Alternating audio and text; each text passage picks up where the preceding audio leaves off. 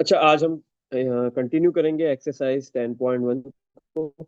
सबसे पहले हम जो है वो थोड़ा सा ग्राफ से रिलेटेड जो है वो चीज़ों को सीखेंगे, पढ़ेंगे। सही है। जिसमें हमारे पास, हमें पता है, टोटल 6 ट्रिग्नोमेट्रिक फंक्शंस होते हैं हमारे पास। उसमें से जो है वो कौन सा ट्रिग्नोमेट्रिक फंक्शन किस क्वाड्रेंट के अंदर पॉजिटिव होता है और किस क्वाड्रेंट के अंदर नेगेटिव होता है, ये बड़ा इंपॉर्टेंट पॉइंट है। सही है। इसके अलावा हमारे पास जो क्वाड्रेंट्स है उसमें एंगल्स, हमें पता है हर क्वाड्रेंट में 90 डिग्री एंगल होता है। सही है। तो 0 से 90 कौन से क्वाड्रेंट में होता है, 90 से 180, तो ये सारी चीजें हमने इधर देखी। अच्छा, तो बेटा आपके पास जो है वो हम बनाएंगे 2 डायमेंशनल, एक, आप कह सकते हो कि एक्सीस बनाएंगे, 2 डायमेंशनल एक्सीस। जिसमें आपके पास दो प्लेन होते हैं, दो एक्सिस होते हैं। सही है। प्लेन एक होता है, एक्सिस दो होते हैं। प्लेन का नाम हमारे पास हमने रख दिया एक्स वाई प्लेन या कार्टेशियन प्लेन कह सकते हो। सही है। दो एक्सिस कौन कौन से, एक्स वाई। अगर एक्स और वाई दो एक्सिस है तो एक्स वाई प्लेन होता है। अगर आपके पास दो एक्सिस एक्स और जेड है तो एक्स जेड प्लेन होता है। अगर वाई और जेड दो एक्सिस होते हैं तो वाई जेड प्लेन होता है। सही है। बट सबके कॉमन नेम कार्टेशियन प्लेन ही सबको कहा जाता है। सही है। हम जो है वो 2 डायमेंशनल प्लेन्स की बात कर रहे हैं, 2 डायमेंशनल हम जो है वो ऑब्जेक्ट्स को स्टडी कर रहे हैं अभी। तो तो हमारे पास यहाँ पे एक्स और वाई प्लेन है। सही है। दो एक्सिस है, एक्स और वाई। अगर हम किसी भी सॉलिड ऑब्जेक्ट को स्टडी करते हैं तो फिर वो प्लेन में नहीं बनता है, जैसे हमने वेक्टर्स में पढ़ा है, फिर वो स्पेस में बनता है। तो 3 डायमेंशनल ऑब्जेक्ट होता है, 3D में बनता है। सही है। स्पेस में बनता है तो वो प्लेन नहीं होता। तो अभी हमारे पास जो है वो कार्टेशियन प्लेन में कौन कौन से दो एक्सिस है, एक्स और वाई।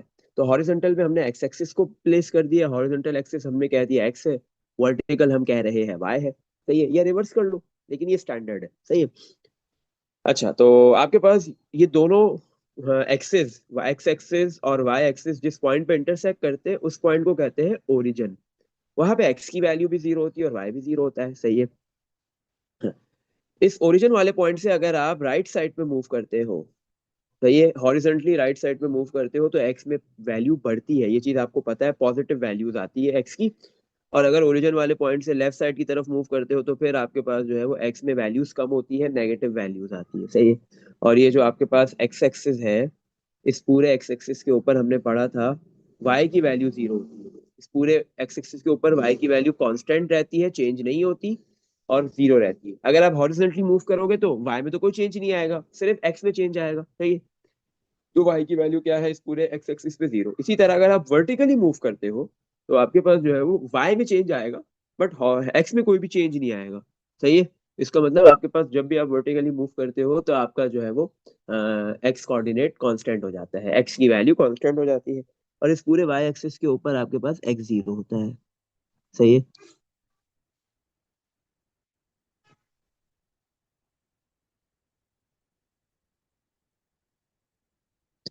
अच्छा, तो अब हमारे पास क्या है, अगर मैं इस ओरिजिन वाले पॉइंट से वर्टिकली अपवर्ड मूव करता हूँ तो वाई की वैल्यू बढ़ती है, positive X, positive Y axis हो गया ये। अगर मैं ओरिजिन वाले पॉइंट से डाउनवर्ड आता हूँ, डाउनवर्ड मूव करता हूँ तो वाई की वैल्यू कम होती है, नेगेटिव वाई एक्सिस हो गया ये। सही है। अच्छा, अब बेटा हमारे पास अगर देखो ये जो कार्टेशियन प्लेन है, अगर हम इसको देखें तो मुझे तो ये नजर आ रहा है कि ये 4 हिस्सों में टूट गया है। सही है। 4 इक्वल पार्ट्स के अंदर ब्रेक हो गया है। तो हर एक पार्ट को आप क्या कहते हो, क्वाड्रेंट। किसी भी एक होल ऑब्जेक्ट को आप 4 हिस्सों में तोड़ते हो तो वो क्वार्टर हो जाता है, एक हिस्सा उसका होता है क्वार्टर। हर एक हिस्सा क्वार्टर है, तो ये क्वार्टर के वर्ड से क्वाड्रेंट का वर्ड निकला है। सही है। तो ये वाला फर्स्ट क्वाड्रेंट है, ये सेकंड है हमारे पास, ये वाला पूरा रीजन सेकंड क्वाड्रेंट होता है। ये वाला पूरा रीजन थर्ड क्वाड्रेंट होता है हमारा। सही है। ये वाला रीजन पूरा फोर्थ क्वाड्रेंट होता है। सही है। अच्छा, हाँ, किसी भी आप किसी को भी फर्स्ट क्वाड्रेंट कह सकते हो, किसी भी को सेकंड क्वाड्रेंट भी, थर्ड फोर्थ। बट ये एक स्टैंडर्ड बना दिया गया कि फर्स्ट आपका जो है वो राइट साइड पे टॉप जो क्वाड्रेंट है वो फर्स्ट है, लेफ्ट पे जो टॉप क्वाड्रेंट होता है वो सेकंड होता है, लेफ्ट पे बॉटम वाला थर्ड, और राइट पे बॉटम वाला फोर्थ क्वाड्रेंट होता है। सही। हमें पता है कि हर, हाँ, एक्स और वाई इन दोनों एक्सिस के दरमियान में 90 डिग्री एंगल होता है, क्योंकि ये दोनों एक्सिस एक दूसरे पे परपेंडिकुलर होते हैं। सही है। तो इसी तरह ये एक्स वाई फर्स्ट क्वाड्रेंट में भी 90 डिग्री एंगल बनेगा, सेकंड में भी 90, थर्ड में भी 90, फोर्थ में भी 90, हर एक क्वाड्रेंट में 90 डिग्री एंगल बनेगा। तो टोटल एंगल आपके पास कितना हो गया बेटा, 360 डिग्री एंगल हो गया। सही है। फोर चारों 90 एंगल्स को आप एडअप करोगे तो आपके पास 360 डिग्री आ जाएगा। तो सही है। इसका मतलब है कि ओरिजिन के पॉइंट के अलोंग आप सर्कुलर पाथ में एक कंप्लीट रिवॉल्यूशन करते हो, एक कंप्लीट साइकिल करते हो तो 360 डिग्री एंगल कवर करोगे। सही है। अच्छा, अब आपके पास ये जो फर्स्ट क्वाड्रेंट है, सही है, यहाँ पे आपके पास होता है एंगल जीरो से स्टार्ट होता है। क्यों? क्योंकि एंगल का स्टार्टिंग का भी ना एक वो बना दिया, स्टैंडर्ड बना दिया कि एंगल आप स्टार्ट कहाँ से करोगे। ये चीज याद रख लो। स्टैंडर्ड एंगल मतलब स्टैंडर्ड एंगल को कैसे मेजर किया जाता है, एंगल को मेजर कैसे किया जाता है। एंगल मेजर फ्रॉम एंगल को मेजर किया जाएगा फ्रॉम पॉजिटिव एक्स एक्सिस से, लेकिन पॉजिटिव साइड से। तो ये वाली आपकी पॉजिटिव साइड बनती है, सही है, ये वाला आपका पॉजिटिव साइड है। मतलब आप यहाँ से मेजर करोगे, सही है। यहाँ से आप एंगल मेजर करोगे, यहाँ से कहीं से भी एंगल, पॉजिटिव एक्स एक्सिस से कहीं से भी आप एंगल मेजर कर सकते हो। लेकिन अब अगर कोई भी ऑब्जेक्ट सर्कुलर पाथ में मूव करता है तो दो तरीकों से उसकी मूवमेंट हो सकती है, सही है। एक तो होती है क्लॉकवाइज और एक होती है काउंटर या एंटी क्लॉकवाइज। क्लॉकवाइज जैसे घड़ी घूमती है, एंटी क्लॉकवाइज जैसे क्लॉकवाइज हो रही है, घड़ी घूम रही है, उसका ओपोजिट। तो आपका जो है वो बेटा ये वाला हो गया, घड़ी ऐसे घूमती है, दिस इज क्लॉकवाइज डायरेक्शन।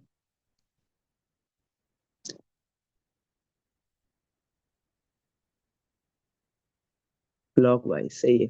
और इसका ओपोजिट अगर घूम जाओ, ओपोजिट कोई भी ऑब्जेक्ट मूव कर जाए, जैसे घड़ी घूम रही है वैसे नहीं, उसके ओपोजिट, सही है। तो ये आपका हो गया काउंटर, या फिर इसका दूसरा नेम होता है एंटी, काउंटर या एंटी क्लॉकवाइज, सही है।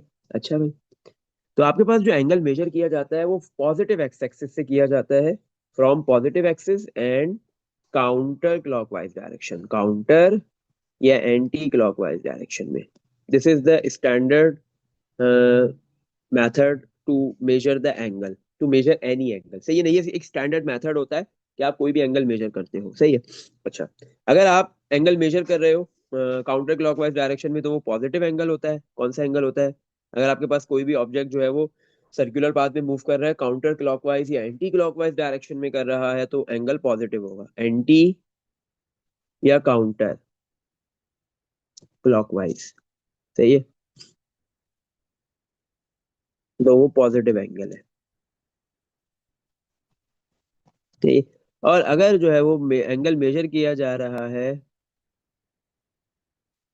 क्लॉकवाइज डायरेक्शन में, क्लॉकवाइज, सही है, क्लॉकवाइज डायरेक्शन में, तो फिर वो आपके पास पॉजिटिव एंगल नहीं होगा, बल्कि क्या होगा, नेगेटिव एंगल होगा, सही है। क्योंकि अगर एक डायरेक्शन पॉजिटिव है तो उसकी अपोजिट डायरेक्शन क्या होगी, फिर आपके पास वो नेगेटिव हो जाएगी, ऑब्वियस सी बात है। सिंपल सा रूल है, सिंपल सी मेथड है, सिंपल सी बात है ये, सही है। तो एक डायरेक्शन में पॉजिटिव है और दूसरे डायरेक्शन में नेगेटिव, सही है। तो कौन सी डायरेक्शन में पॉजिटिव है, क्लॉक एंटी क्लॉकवाइज या काउंटर क्लॉकवाइज, तो फिर क्लॉकवाइज में क्या होगा, नेगेटिव हो जाएगा, सही है, ये बात हो गई। और आप याद रखो कि एंगल ऑलवेज जो मेजर किया जाता है वो पॉजिटिव एक्स एक्सिस से किया जाता है, सही है, स्टैंडर्ड ये है। हाँ, वाई एक्सिस से कर सकते हो, positive negative, negative x axis से कर सकते हो, बट वो स्टैंडर्ड नहीं है, स्टैंडर्ड ये है, सही।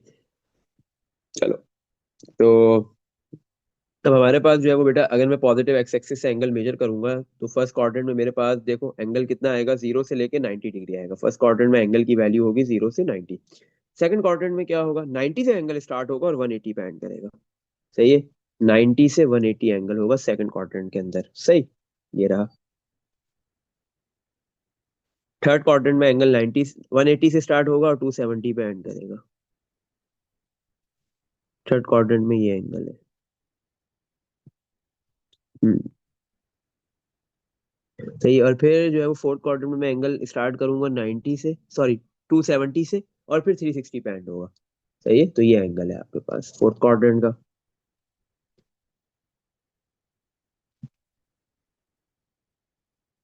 सही है।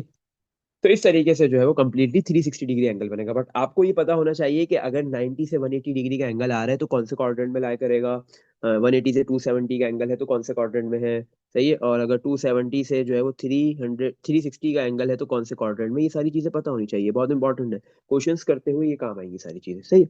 अच्छा, अब हम बात करते हैं ट्रिग्नोमेट्रिक फंक्शंस की। टोटल हमारे पास 6 ट्रिग्नोमेट्रिक फंक्शंस है। फर्स्ट क्वाड्रेंट में सारे के सारे पॉजिटिव होते हैं, all are positive in first quadrant, all 6 trigonometric functions are positive in first quadrant, सही है। अच्छा, लेकिन बाकी कोई भी एक ऐसा क्वाड्रेंट नहीं है फर्स्ट के अलावा बाकी जिसमें सारे के सारे पॉजिटिव हो। सेकंड क्वाड्रेंट हो, थर्ड हो, फोर्थ हो, सब में 2 पॉजिटिव होंगे और बाकी 4 नेगेटिव होंगे, ये चीज भी दिमाग में रख लो, सही है। अब ये देख लो, साइन और उसका रेसिप्रोकल कॉसेक, ये दोनों पॉजिटिव है, ये दोनों क्या है, पॉजिटिव है, ये दोनों पॉजिटिव है सेकंड क्वाड्रेंट में। तो बाकी चार क्या होंगे जो बच गए, वो नेगेटिव होंगे। सही है। इसी तरह आपके पास थर्ड क्वाड्रेंट में आपके पास जो है वो टेन और उसका रेसिप्रोकल कॉट, ये दोनों क्या होते हैं, पॉजिटिव। सही है। बाकी जो सारे बच गए चार के चार, वो नेगेटिव होंगे। सही। इसके अलावा अगर हम बात करें फोर्थ क्वाड्रेंट की, अब ऑब्वियस सी बात है कि अभी तक जो है वो कॉस और उसका रेसिप्रोकल सेक पॉजिटिव हुए ही नहीं है फर्स्ट क्वाड्रेंट के अलावा। तो फोर्थ क्वाड्रेंट में कॉस और उसका रेसिप्रोकल सेक पॉजिटिव है, और बाकी क्या है, नेगेटिव होते हैं।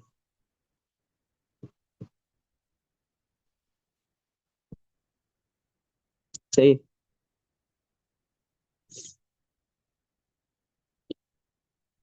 अच्छा भाई, तो ये बात हो गई, तो ये चीज याद रखनी है, बड़ी इंपॉर्टेंट है। सही है। फर्स्ट क्वाड्रेंट में सारे पॉजिटिव, सेकंड में साइन और cosec positive, other negative. Ten में कॉट और टेन पॉजिटिव, थर्ड क्वाड्रेंट में टेन और कॉट पॉजिटिव, फोर्थ में कॉस और सेक पॉजिटिव, बस ऐसे याद रखो। सेकंड में साइन है, थर्ड में आपके पास टेन है, और फोर्थ के अंदर कॉस है, बस। बाकी उसका रेसिप्रोकल वाला तो ऑब्वियसली उसके साथ ही चलेगा। सही है। और बाकी उस क्वाड्रेंट में नेगेटिव है, आपको सिर्फ पॉजिटिव याद रखना, बाकी जो बच जाएंगे वो सारे क्या होंगे, नेगेटिव होंगे। तो एक छोटा सा इंट्रोडक्शन हो गया आपके पास। सही है। क्वाड्रेंट्स की बात हो गई, उसमें ट्रिग्नोमेट्रिक फंक्शंस किस क्वाड्रेंट में पॉजिटिव है, किस क्वाड्रेंट में नेगेटिव है, इसकी बात हो गई। कौन से क्वाड्रेंट में कहाँ से कहाँ तक एंगल लाया करता है, इस चीज की भी बात हो गई। सही। चलो अब हम जो है वो 10.1 का क्वेश्चन नंबर 8 करते हैं, जो हमारा रह गया था लास्ट क्वेश्चन। फिर हम नेक्स्ट एक्सरसाइज की तरफ बढ़ेंगे। अच्छा भाई, क्वेश्चन 8 में क्या बोल रहा है हमें, बोल रहा है इफ साइन अल्फा की वैल्यू गिवन दे रहा है, बोल रहा है ये लो साइन अल्फा की वैल्यू 12/13। सही है। एक रेशो गिवन दिया हुआ है साइन अल्फा की वैल्यू 12/13। इसी तरह साइन बीटा गिवन दिया हुआ है, ये भी एक रेशो है 3/5। सही है। आपके पास जो है वो एक साइन अल्फा गिवन दे दिया, और एक आपको जो है वो cos alpha sin beta given दे दिया। अच्छा ठीक है।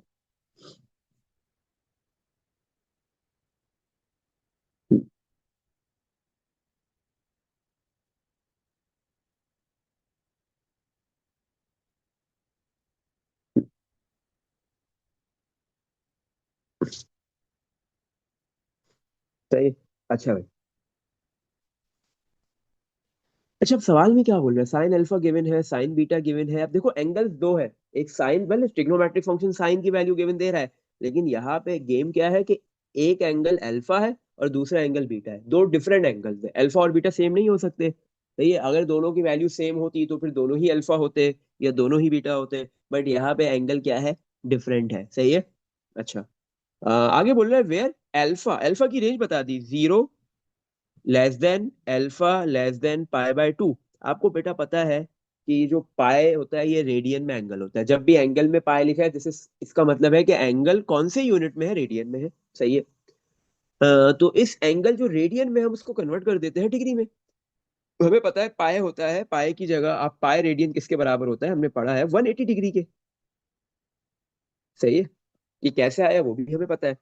तो पाई की जगह 180 डिवाइड बाय 2 करेंगे तो 90, इसका मतलब पाई/2 रेडियन जो है वो 90 डिग्री के इक्वल है। तो अल्फा 0 से लेके 90 डिग्री के बिटवीन में लाई कर रहा है। अल्फा की वैल्यू 0 से 90 तक होगी, 90 से बड़ी नहीं हो सकती और 0 से छोटी नहीं हो सकती। सही। अच्छा, तो इसका मतलब है कि एंगल अगर 0 से 90 के बिटवीन में है तो वो कौन से क्वाड्रेंट में है, वो है फर्स्ट क्वाड्रेंट में। कौन से क्वाड्रेंट में लाई कर रहा है, फर्स्ट क्वाड्रेंट में। अभी कौन सा एंगल फर्स्ट क्वाड्रेंट में लाई कर रहा है, अल्फा की बात हो रही है, अल्फा फर्स्ट क्वाड्रेंट में लाई कर रहा है। इसी तरह आगे लिखा हुआ है एंड बीटा, बीटा के लिए भी बिल्कुल सेम रेंज लिखी हुई है कि 0 < बीटा π/2। और हमें पता है कि ये π/2 90 डिग्री होता है।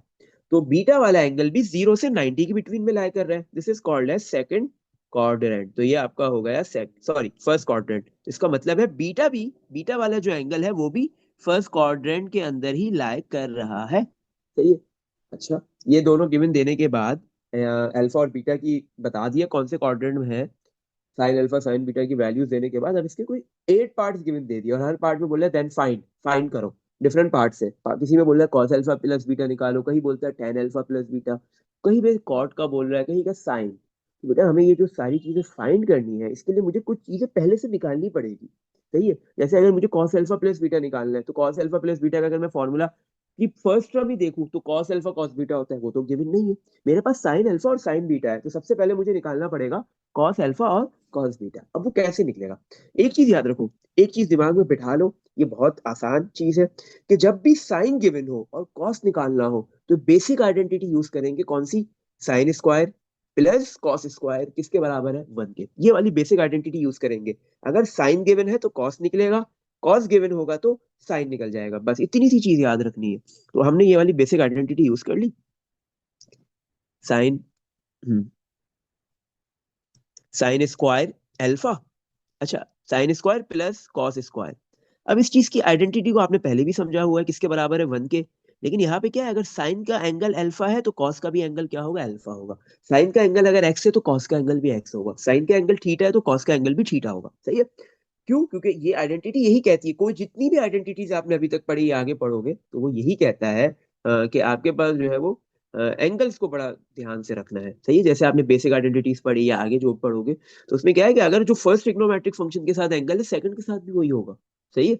अच्छा, तो sine square alpha plus cos square alpha किसके बराबर है? 1 के। अब यहाँ से मेरे पास साइन अल्फा की वैल्यू है 12/13 और उसका square plus cos square alpha equals to 1। तो cos square alpha equals to 1, ये प्लस का है 12/13 का होल स्क्वायर, 1 के पास आके माइनस हो जाएगा। 12 का स्क्वायर भी कर दो, 144 डिवाइड में 13 के स्क्वायर कर दो, 169। अब डायरेक्ट कैलकुलेटर से पूरी इसकी वैल्यू निकाल लो। सही है। 1 माइनस 144/169 करो, आपके पास फ्रैक्शन में वैल्यू आ जाएगी। सही है। तो मैंने लिखा 1 minus 144 divide by 169, 1 minus 144 divide by 169, 25/169 value आ गई। ये वैल्यू आ रही है कॉस स्क्वायर अल्फा की। सही। 25/169। अच्छा, मुझे तो कॉस अल्फा की वैल्यू चाहिए, उसके ऊपर स्क्वायर तो नहीं चाहिए। इसका मतलब है मुझे ये स्क्वायर हटाना है। स्क्वायर हटाने के लिए मैं क्या लूंगा? Square root on both sides. दोनों साइड पे स्क्वायर रूट लगा दो, स्क्वायर खत्म। सही है। तो मैंने दोनों साइड पे ले लिया स्क्वायर रूट। हमें ये बात पता है जब भी हम स्क्वायर रूट लेते हैं तो प्लस भी आता है और माइनस भी आता है। तो square root cancel, cos alpha की वैल्यू आ गई प्लस माइनस 25 का रूट करोगे, ये डायरेक्ट रूट में लिख लो। रूट 25/169, तो 25 का रूट आ गया 5 डिवाइड में 169 का रूट आ गया 13। तो कॉस अल्फा की बेटा वैल्यू आ गई 5/13। बट एक मसला है यहाँ पे, एक वैल्यू नहीं आ रही, दो आ रही है। प्लस भी है और माइनस भी है। कॉस अल्फा की एक वैल्यू प्लस में आ रही है, एक माइनस में आ रही है। अब सवाल में हमें बता दिया है कि ये जो एंगल है अल्फा कौन से क्वाड्रेंट में लाई कर रहा है। सवाल में बता दिया एंगल अल्फा हो या बीटा हो, दोनों फर्स्ट क्वाड्रेंट में लाई कर रहे हैं। और हमें ये बात पता है कि फर्स्ट क्वाड्रेंट में सारे के सारे ट्रिग्नोमेट्रिक फंक्शंस क्या होते हैं? पॉजिटिव। इसका मतलब है कॉस अल्फा की वैल्यू हमने पॉजिटिव वाली लेनी है, नेगेटिव नहीं लेनी। तो समझ में आया कि सवाल के अंदर क्वेश्चन में इसने हमें जो कंडीशन गिवन दी हुई थी अल्फा की, बीटा के एंगल्स की जो रेंज बताई हुई थी वो क्यों बताई थी। सही है। अच्छा, इसके बाद अब हम बिल्कुल सेम काम यही करेंगे कॉस बीटा निकालने के लिए। साइन बीटा है हमारे पास, हमने फिर से यही वाली आइडेंटिटी यूज की, लेकिन इस बार एंगल अल्फा नहीं होगा, बीटा होगा। Sign square beta plus cos square beta इसके बराबर है, हमें पता है 1 के। सही है। साइन स्क्वायर बीटा की वैल्यू, साइन बीटा की वैल्यू हमें गिवन दी हुई है 3/5 whole square plus cos square beta equals to 1। सही है। Cos square beta equals to 1। 3/5 का होल स्क्वायर प्लस का है, 1 के पास आके माइनस हो जाएगा। 3 का स्क्वायर 9, 5 का स्क्वायर 25। इसको आप माइनस करोगे, 1 माइनस 9/25 तो 16/25 आएगा। तो कॉस स्क्वायर बीटा की वैल्यू बेटा कितनी आ रही है? 16/25। बट हमें कॉस स्क्वायर बीटा नहीं चाहिए, इस कॉस बीटा चाहिए। स्क्वायर हटाने के लिए आपने दोनों साइड पे क्या ले लिया? रूट। जब भी रूट लोगे प्लस भी आएगा माइनस भी आएगा, स्क्वायर रूट कैंसिल। तो प्लस माइनस 16/25 का रूट आएगा, 16 का 4 और 25 का 5 आता है। तो कॉस बीटा की वैल्यू आ रही है एक प्लस की और एक माइनस की। हमें पता है बीटा फर्स्ट क्वाड्रेंट में है, और फर्स्ट क्वाड्रेंट में सारे के सारे ट्रिग्नोमेट्रिक फंक्शंस क्या होते हैं आपके पास? सारे के सारे ट्रिग्नोमेट्रिक फंक्शंस क्या होते हैं आपके पास? फर्स्ट क्वाड्रेंट के अंदर पॉजिटिव होते हैं। इसका मतलब कॉस बीटा की वैल्यू हम +4/5 लेंगे, -4/5 इग्नोर कर देंगे। सही है। अच्छा भाई, हाँ, तो ये हमने क्या किया, यहाँ पे कॉस अल्फा की वैल्यू भी निकाल ली और कॉस बीटा की वैल्यू भी आ गई हमारे पास। सही है। अब हम जो है वो इसके पार्ट्स कर सकते हैं, बट उससे पहले भी ना हम अपना काम थोड़ा सा और आसान करते हैं। क्या करते हैं, टेन अल्फा निकाल लेते हैं, टेन बीटा निकाल लेते हैं, कॉट अल्फा निकाल लो, कॉट बीटा निकाल लो। वाई, क्यों? क्योंकि उसने जो हमें 8 पार्ट्स गिवन दिए हुए ना इस क्वेश्चन में, उसमें बोलेगा टेन अल्फा प्लस बीटा निकालो, कॉट अल्फा प्लस बीटा निकालो, तो उनके फॉर्मूलाज में टेन अल्फा टेन बीटा आता है, टेन वाले फॉर्मूले में। कॉट वाले फॉर्मूले में कॉट अल्फा कॉट बीटा आता है। सही है। साइन और कॉस में साइन और कॉस आता है, बाकी किसी में भी साइन और कॉस नहीं आता। तो हम शुरू में ये काम सारे कर लेते हैं। सही है। अच्छा, अब पेपर में अगर ये सवाल आता है तो आपने ये देखना है कि आपको फाइंड करने को क्या बोला गया है, उसके अकॉर्डिंगली आपने चीजें फाइंड करनी है। सही है। अच्छा,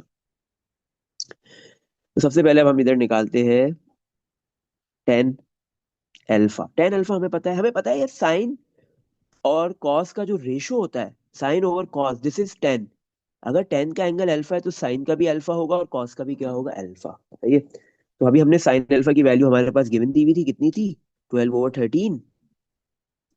12 divide by 13, divide cos alpha की वैल्यू निकाली 5/13। तो 12 डिवाइड बाय 13 डिवाइड मल्टीप्लाई में कन्वर्ट होगा 13/5। 13 से 13 कैंसिल, तो टेन अल्फा की वैल्यू आ गई 12/5। सही है। तो टेन अल्फा की वैल्यू आ गई 12/5। सही है। इसी तरह अगर मैं इसका रेसिप्रोकल कर दूं, टेन 12/5 का 5/12 लिख दूं, तो ये टेन अल्फा से किस में कन्वर्ट हो जाएगा, कॉट अल्फा में। क्योंकि हमें पता है टेन और कॉट एक दूसरे के रेसिप्रोकल्स होते हैं, तो डायरेक्ट आप रेसिप्रोकल कर दो भाई, कि जो कॉट अल्फा है वो बेसिकली टेन अल्फा का रेसिप्रोकल।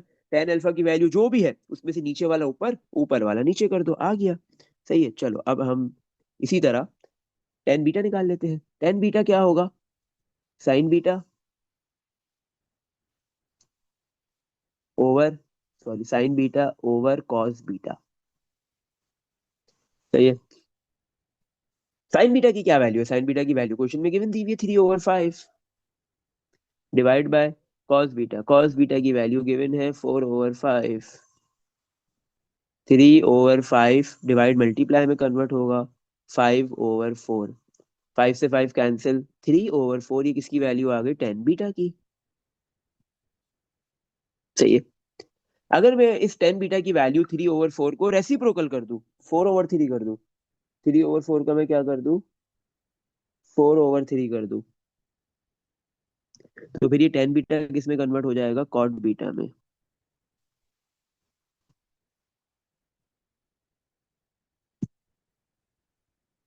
सही है। तो हमने क्या किया, टेन अल्फा के साथ कॉट अल्फा और टेन बीटा के साथ कॉट बीटा भी निकाल लिया। सही है। अब हम इसके सारे पार्ट्स इजीली कर सकेंगे, तो आओ एक एक करके सारे पार्ट करते हैं। पार्ट नंबर 1, पार्ट नंबर 1 में क्या बोल रहा है, पार्ट 1 में बोल रहा है find the value of cos alpha plus beta. Cos alpha plus beta, cos alpha plus beta की वैल्यू कैसे निकालेंगे, हमें पता है कॉस अल्फा प्लस बीटा का फॉर्मूला होता है cos alpha cos beta, plus है तो माइनस आता है साइन अल्फा साइन बीटा। अच्छा भाई, कॉस अल्फा की वैल्यू हमने निकाली है, अभी ऊपर ही निकाली है। क्या है हमारे पास, कॉस अल्फा की वैल्यू 5/13। कॉस बीटा की क्या वैल्यू है, 4/5, माइनस साइन अल्फा की क्या वैल्यू है, साइन अल्फा है 12/13 और साइन बीटा है 3/5। 12/13 और साइन बीटा है 3/5। अच्छा भाई, 4 × 5 20, डिवाइड में 13 × 5 65, माइनस 12 × 3 36, और डिवाइड में 13 × 5 65। अब दो फ्रैक्शन सब्ट्रैक्ट हो रहे हैं, उनके डिनोमिनेटर्स को देखेंगे, सेम है, एक मर्तबा लिखेंगे और ऊपर वाले नंबर सब्ट्रैक्ट कर देंगे। सब्ट्रैक्ट होंगे तो सब्ट्रैक्ट, ऐड होंगे तो ऐड। 20 - 36 - 16, सही है। डायरेक्ट कैलकुलेटर से भी कर सकते हो और विदाउट मैनुअली भी हो सकता है। सही है। अब देख लो कि 16 / 65 कैंसिल आउट होंगे, बिल्कुल भी नहीं। तो कॉस अल्फा प्लस बीटा की क्या वैल्यू आ गई हमारे पास, कॉस अल्फा प्लस बीटा की वैल्यू आ गई हमारे पास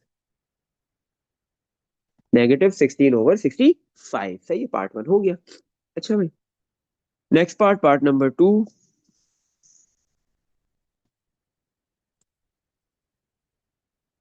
पार्ट नंबर 2 में बोल रहा है टेन अल्फा प्लस बीटा निकालना है, टेन अल्फा प्लस बीटा। हमें पता है टेन अल्फा प्लस बीटा बराबर होता है ten alpha plus tan beta divide by 1 minus tan alpha tan beta. अच्छा भाई, टेन अल्फा की वैल्यू अभी हमने निकाली है 12/5, और टेन बीटा है, टेन अल्फा है 12/5 प्लस टेन बीटा है 3/4 divide by 1 minus tan alpha की वैल्यू है 12/5 मल्टीप्लाई टेन बीटा है 3/4। सही। अच्छा, अब पूरा कैलकुलेटर में एक साथ रख दो, ये कोई मसला ही नहीं है। पहले एक फ्रैक्शन लेंगे, उसमें हम न्यूमरेटर में भी पहले, उसके बाद पहले एक फ्रैक्शन लिया, न्यूमरेटर में भी एक फ्रैक्शन लिया। ऊपर लिखा 12 और डिवाइड में लिख दिया 5। फिर बीच में प्लस लगाया, फिर न्यूमरेटर में एक और फ्रैक्शन लिया। ऊपर लिखा 3 और डिवाइड में लिखा 4। फिर अब डिनोमिनेटर में आगे सबसे पहले 1 लिखा, माइनस लिखा, सॉरी डिनोमिनेटर में आओ, 1 लिखा, माइनस लिखा, फिर एक फ्रैक्शन ले लिया। उसमें लिखा 12 × 3, डायरेक्ट 36 भी लिख सकते हो, और डिवाइड में 5 × 4, डायरेक्ट 20 भी लिख सकते हो, या 5 × 4 लिख लो, बात एक ही है। इक्वल्स टू का साइन दबा दिया, हमारे पास आंसर आ गया -63/16। This is the value of ten alpha plus beta. ये टेन अल्फा प्लस बीटा की वैल्यू आ गई। सही है। अच्छा चलो नेक्स्ट पार्ट करते हैं इसका, part number third. Part third में हमें क्या बोल रहा है, क्या फाइंड करना है? पार्ट थर्ड में बोल रहा है कॉट अल्फा माइनस बीटा निकालो। Cot alpha minus beta, cot alpha minus beta, cot alpha minus beta का फॉर्मूला लिखेंगे। कॉट अल्फा माइनस बीटा का क्या फॉर्मूला होता है हमारे पास? Cot alpha cot beta, minus है तो ऊपर प्लस आएगा और नीचे माइनस आता है। 1 minus cot alpha cot beta. सही है। तो कॉट अल्फा माइनस बीटा का ये होता है। सॉरी मैंने उल्टा लिख दिया, नीचे वाला ऊपर लिख दिया, ऊपर वाला नीचे लिख दिया। अच्छा, हाँ, कॉट अल्फा माइनस बीटा आता है कॉट अल्फा कॉट बीटा। सही है। हाँ, नीचे माइनस है तो ऊपर प्लस आएगा, और 1 + 1, और डिवाइड में cot beta minus cot alpha. ये फॉर्मूला है कॉट अल्फा माइनस बीटा का। Cot beta minus cot alpha divide में है, cot alpha cot beta +1 numerator में है। सही है। अच्छा भाई चलो आओ। हम्म तो वैल्यू सब्स्टिट्यूट करेंगे। कॉट अल्फा की वैल्यू हमने निकाली है 4/5/12, और कॉट बीटा है 4/3। कॉट अल्फा है 5/12 मल्टीप्लाई कॉट बीटा है 4/3, +1 डिवाइड बाय कॉट बीटा है 4/3 माइनस कॉट अल्फा है 5/12। सही है। बस आप इसको सिंप्लीफाई कर लो। कैलकुलेटर की मदद लेंगे इसमें भी हम। सही है। हमने लिखा कैलकुलेटर में, पहले फ्रैक्शन लिया, फ्रैक्शन में ऊपर फ्रैक्शन लिया, 5 × 4 20 लिख दिया, डिवाइड में 12 × 3 36, फिर +1 लिखा, और फिर डिनोमिनेटर में आ गए, एक और फ्रैक्शन लिया डिनोमिनेटर में, 4 लिखा, नीचे 3 लिखा, बीच में माइनस, फिर एक और फ्रैक्शन लिया, 5/12, इक्वल्स का साइन दबा दिया, आंसर आ गया 56/33। ये वैल्यू आ गई आपके पास कॉट अल्फा माइनस बीटा की।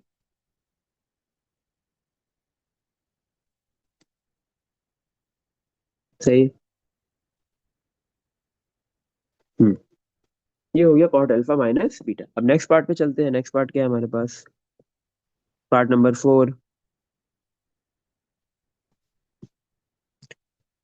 पार्ट 4 में क्या है हमारे पास? कॉस अल्फा माइनस बीटा है। पार्ट 4 में बोल रहे हैं कॉस अल्फा माइनस बीटा की वैल्यू निकालो। Cos alpha minus beta. तो कॉस अल्फा माइनस बीटा क्या होगा? कॉस अल्फा हमें पता है, कॉस बीटा, माइनस है तो प्लस आएगा, साइन अल्फा साइन बीटा। सही है। तो बस फर्क कुछ नहीं है, जो हमने कॉस अल्फा प्लस बीटा किया है बिल्कुल सेम ही सारी वैल्यूज आएंगी। हम्म cos alpha 5/13 multiply cos beta 4/5, बस माइनस की जगह प्लस आएगा इसमें। साइन अल्फा की वैल्यू 12/13 मल्टीप्लाई साइन बीटा की वैल्यू 3/5। हम्म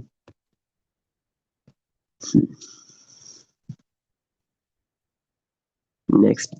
अब यहाँ पे आपके पास क्या है, मल्टीप्लाई हो जाएंगे।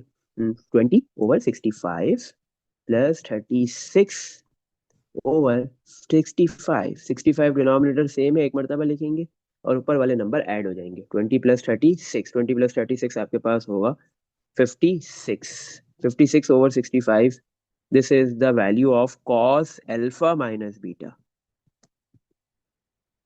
सही है। अच्छा चलो नेक्स्ट निकालते हैं, पार्ट नंबर 5। पार्ट 5 में क्या है, पार्ट 5 में क्या वैल्यू निकालने को बोल रहा है? पार्ट 5 में बोल रहा है हमें find the value of sine alpha plus beta. अब साइन अल्फा प्लस बीटा बोल रहा है, फिर साइन अल्फा माइनस बीटा बोल रहा है। Sign alpha plus beta, sign alpha plus beta क्या होगा आपको पता है? साइन अल्फा प्लस बीटा का फॉर्मूला होता है sine alpha cos beta plus cos alpha sin beta. तो साइन अल्फा की वैल्यू है 12/13, मल्टीप्लाई कॉस बीटा की वैल्यू क्या है हमारे पास? कॉस बीटा 4/5 है, फिर cos alpha 4/5 plus cos alpha 5/13, multiply sin beta 3/5 है। सही है।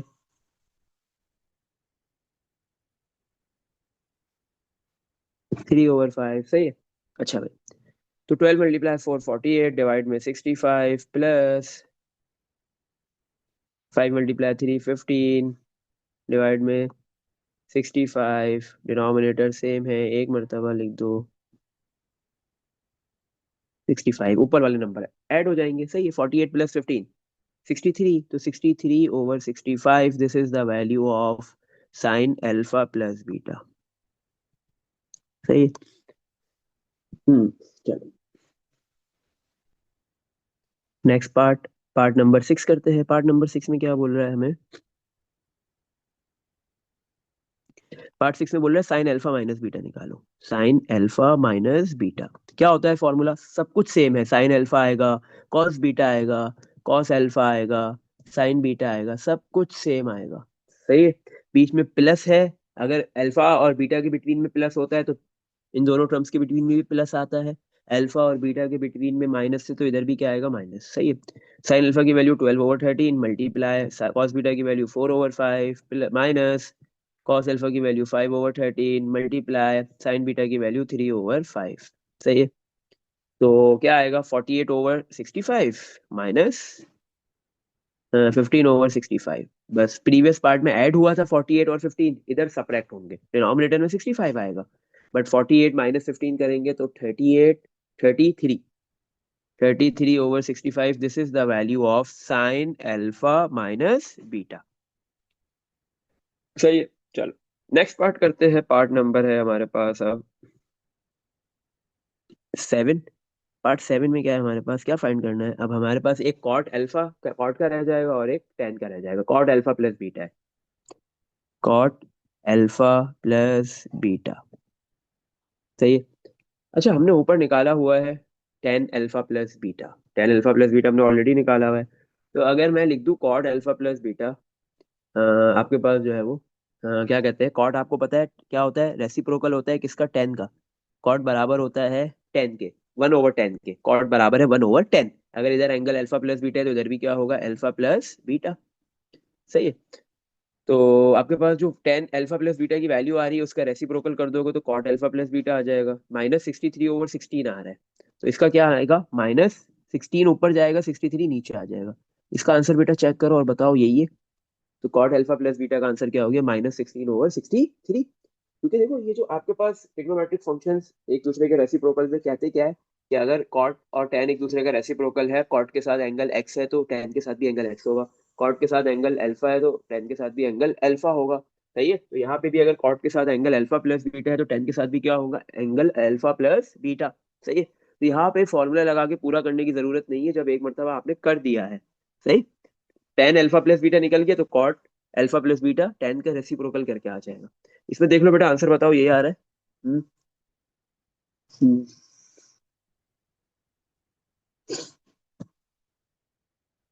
चलो लास्ट पार्ट करते हैं इसका। लास्ट पार्ट क्या है पार्ट नंबर 8 में? पार्ट नंबर 8 में आपको बोल रहा है आपको वैल्यू निकालनी है ten alpha minus beta, ten alpha minus beta. सही।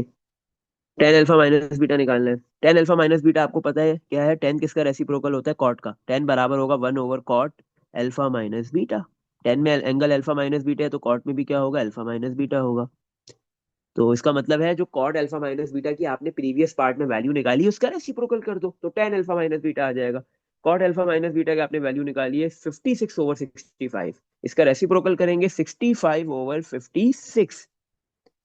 This is the value of ten alpha minus beta. Hmm. Ten alpha minus beta की वैल्यू कितनी आ गई? जो कॉड अल्फा माइनस बीटा की वैल्यू थी उसका रेसिप्रोकल। सही है, तो ये 8 पार्ट्स हमने कर लिए। बट अभी भी थोड़ा सा क्वेश्चन रह गया है।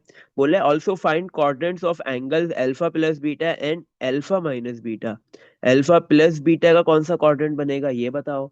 अल्फा माइनस बीटा का कौन सा कोऑर्डिनेट बनेगा ये बताना है। सही है। यार ये पूछ रहा है कि एंगल अल्फा हमें पता है फर्स्ट क्वाड्रेंट में है, एंगल बीटा भी फर्स्ट क्वाड्रेंट में है। ये अल्फा और बीटा को ऐड करो तो कौन सा, मतलब ये कौन सा क्वाड्रेंट बन रहा है। इसी तरह अल्फा माइनस बीटा कौन से क्वाड्रेंट में लाया करेगा ये भी बताना है। तो ये अब आप बोलो कि अल्फा की वैल्यू 0 और 90 के बिटवीन में, कंसिडर कर लो 30 है, बीटा की वैल्यू 35 है, तो भी फर्स्ट क्वाड्रेंट में आ गए। माइनस भी इसका फर्स्ट क्वाड्रेंट में आएगा। अल्फा की वैल्यू 80 है, बीटा की वैल्यू 70 है, तो फिर तो ये सेकंड क्वाड्रेंट में चले जाएंगे। तो ये आपको डिसाइड करना है। ये कैसे डिसाइड होगा कि अल्फा प्लस बीटा कौन से क्वाड्रेंट में है और अल्फा माइनस बीटा कौन से क्वाड्रेंट में? उसके लिए बेटा आपने क्या करना है, आपने देखो टोटल 8 पार्ट्स किए हैं, 8 पार्ट किए हैं आपने। साइन अल्फा प्लस बीटा निकाला, साइन अल्फा माइनस बीटा निकाला, इसी तरह कॉस का अल्फा प्लस बीटा, कॉस का अल्फा माइनस बीटा, टेन का अल्फा प्लस बीटा, टेन का अल्फा माइनस बीटा। कॉट की जरूरत ही नहीं है देखने को। सही है, टेन को देख लेंगे। तो आप देखो कि साइन कॉस टेन। सही है। ये जो तीनों वैल्यूज है अल्फा प्लस बीटा वाली की पहले देखेंगे, फिर अल्फा माइनस बीटा की, इनके साइन क्या है। अगर मैं देखूं टेन की अल्फा प्लस बीटा की वैल्यू, अच्छा, तो टेन अल्फा प्लस बीटा का नेगेटिव साइन है। सही है, टेन का नेगेटिव साइन है, कॉस का भी नेगेटिव है। अब देखते हैं साइन का क्या है। साइन का अगर पॉजिटिव है, देखो sign alpha plus beta positive है, हमें पता है साइन जो है वो, अगर साइन का साइन पॉजिटिव आ रहा है किसी भी एंगल पे, तो इसका मतलब है वो एंगल पूरा कौन से क्वाड्रेंट में लाई करेगा। अगर सारे पॉजिटिव है तो फर्स्ट में, साइन टेन और कॉट, सॉरी कॉस, तीनों पॉजिटिव है तो फर्स्ट में, तीनों में से कोई एक पॉजिटिव है जैसे साइन तो सेकंड में, कॉस पॉजिटिव है तो फोर्थ में, टेन पॉजिटिव है तो थर्ड में।